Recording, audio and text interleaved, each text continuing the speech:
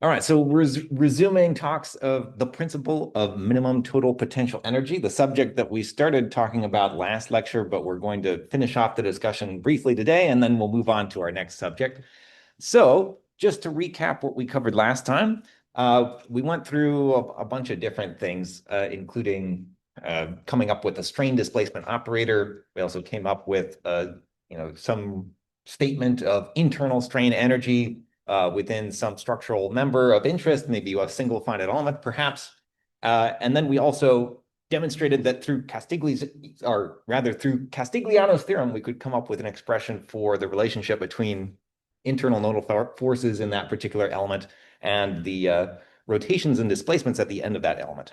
And then I said, well, that's going to be useful to us for the purpose of applying this principle of minimum total potential energy. And I gave this specific example, which we'll kind of briefly recap here. But basically, the principle of minimum total potential energy is a concept that allows you to derive equilibrium equations given some expression for the total potential energy of some system.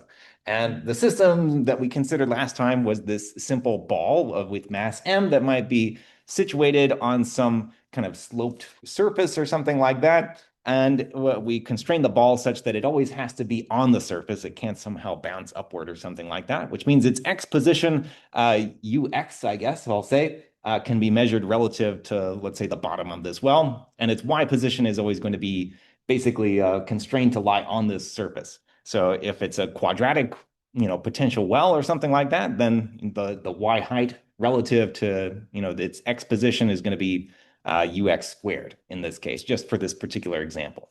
So the potential energy associated with this ball at variable heights depends on its gravitational potential energy. We assume that gravity is acting on this ball of mass m such that the potential energy of the system is equal to mg times uy, where uy again is ux squared in this particular example.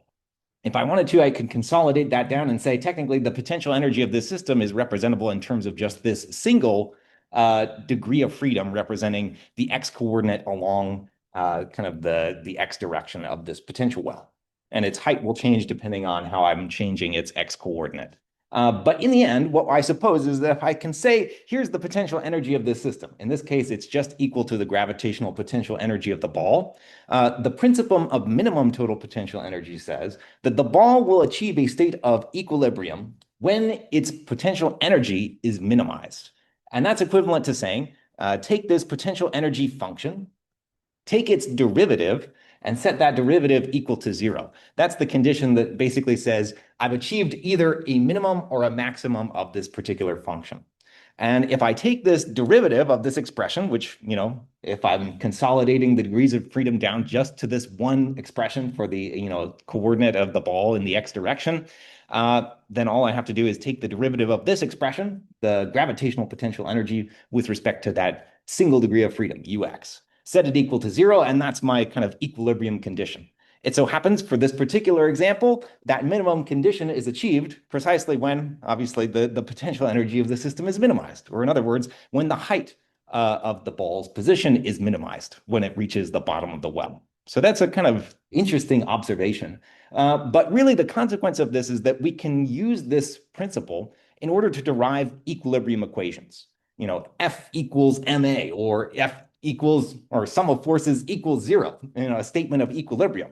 Essentially, what we're going to work towards is deriving a similar such condition for the case of, elastic structures subjected to, maybe external forces and maybe such that they can stretch and store internal strain energy.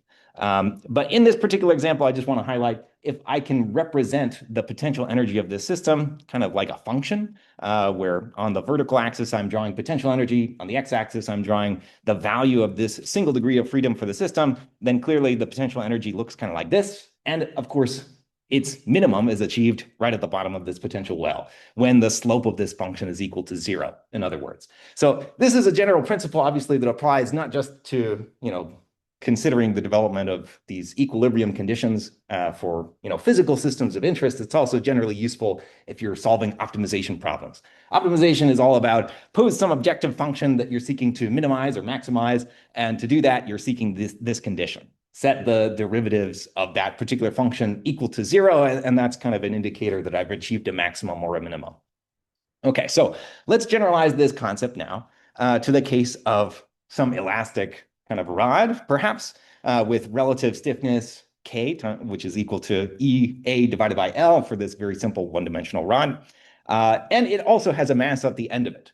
So in this case, we actually have two contributions to the total potential energy of the system, including the internal strain energy associated with the elastic deformation of the rod. I'm calling that U, which is proportional to 1/2 K times U squared. And then the gravitational potential energy through V, which is basically the product of, minus the external forces times the displacement of the structure. I'm saying in this particular example, the external forces are, just due to gravitational force acting on this mass at the end of this kind of elastic rod. So the total potential energy is the sum of these two different contributions, 1/2 K U squared minus F external times U.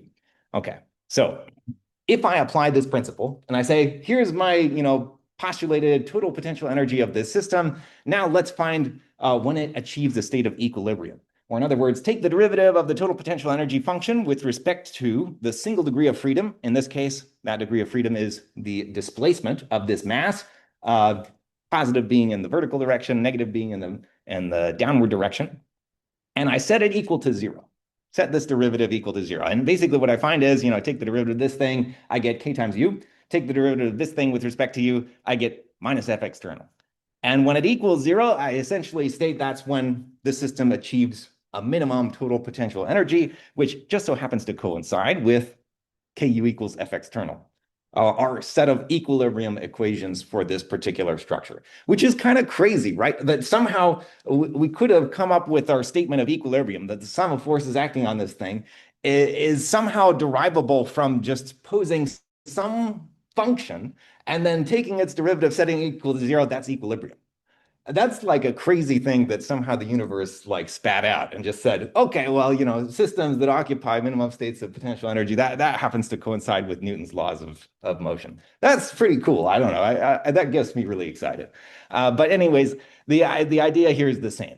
In this case, we have a quadratic potential for the elastic strain energy, which means that the potential energy function is going to look almost the same as for the previous example, right? Of the ball sitting on that hill, and it's going to want to find the location where it achieves that minimum, which in this case happens to be equal to basically this location. And that location is determined based on, obviously, the magnitude of the external force that's acting on this system.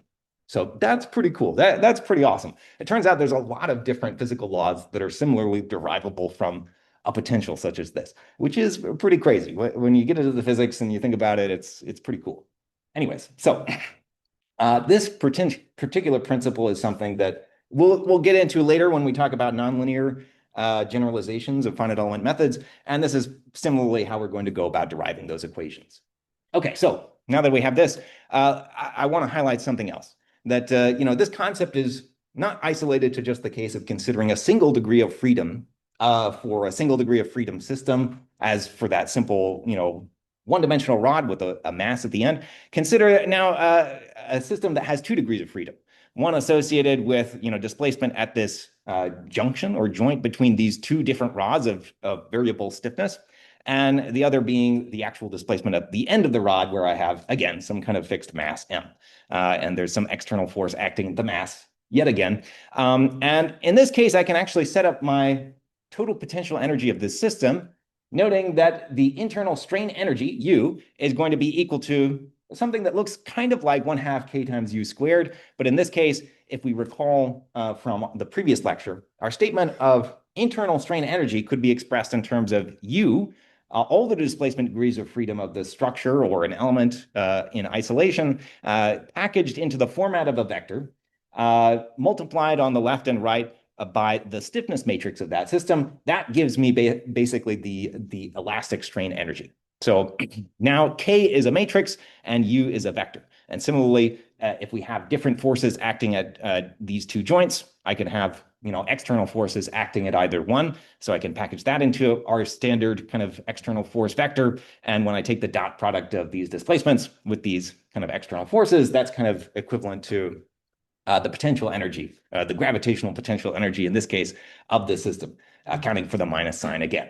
All right, so now when we take the derivative of this thing, we have to take not only the derivative with respect to u1 or u2, we have to take the derivative with respect to each one of those independently. So partial derivatives, in other words, of this potential energy taken with respect to u1 and u2 actually gives rise to two separate equilibrium equations, one associated with each one of these two different independent degrees of freedom. And so in effect, I get one equation that tells me this when I take this first derivative, and another equation that looks like this.